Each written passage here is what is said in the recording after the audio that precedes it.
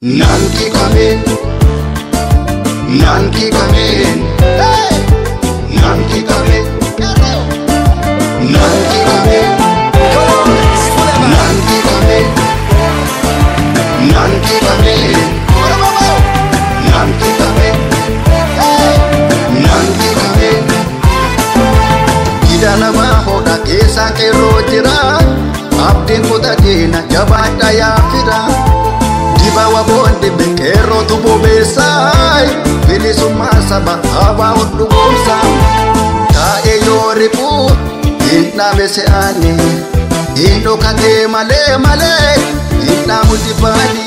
Ta eyoripu, inna bese ane, indo kate male male, inna multipani. Nanki kamen, kamen, kamen, nanki kamen. Nanki kamen, Nanki kamen jada ya jarana, bilisuman wala bumanu walini barana. Nanki kamen jada ya jarana, bilisuman inje fanonu walini barana. Nanki kamen, Nanki kamen, Nanki kamen, Nanki kamen. Agasan nagahan nuga fachuun ifnu, agasan deebisan yoomuu gadiin ceefnu.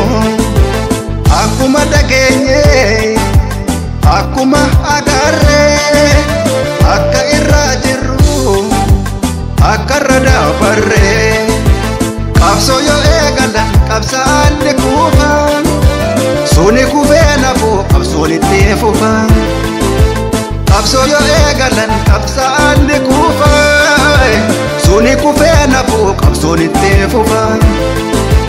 Nanki kamen, kamen, kamen, nanki kamen, nanki kamen, nanki kamen jada ya jarana, bilisuman wala bumanu walini barana.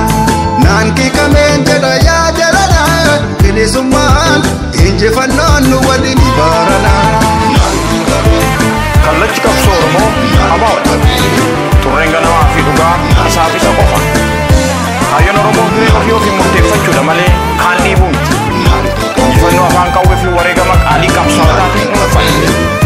Hanga feene turrus kaayyoo irraa maqna. Galgalli keenya milkii fi injifannoodhaan shaasigamu. Qabsoon jalqabee abbaan hin fixaatu, isa lubbuun darbuus ilma guddifatu. Kan hin beekne abaruu barsiisa garsiisa, kan turreen agarree garsiisa dandeessa. Alata kontinu akkuna maataata, haga gaaffiin deebi'u qabsoon ni jiraata. Qabsoo yoo biniinu hundumtuu dammaqi, bilisa haa ta'u gabrummaarraa maqi. Alata kontinu akkuna maataata, haga gaaffiin deebi'u qabsoon ni jiraata. Qabsoo yoo biniinu hundumtuu dammaqi, bilisa haa ta'u gabrummaarraa maqi. Meesa kam sodaate dhiqateessa, maaliif nu doorsifti waan kireeffa. Saba waliin du'uun du'a miti, kootu bahii loli hin sodaatin. Kootu bahii loli hin sodaatin, kootu bahii loli hin sodaatin. Hin sodaatin gurba hin sodaatin, kootu bahii loli hin sodaatin.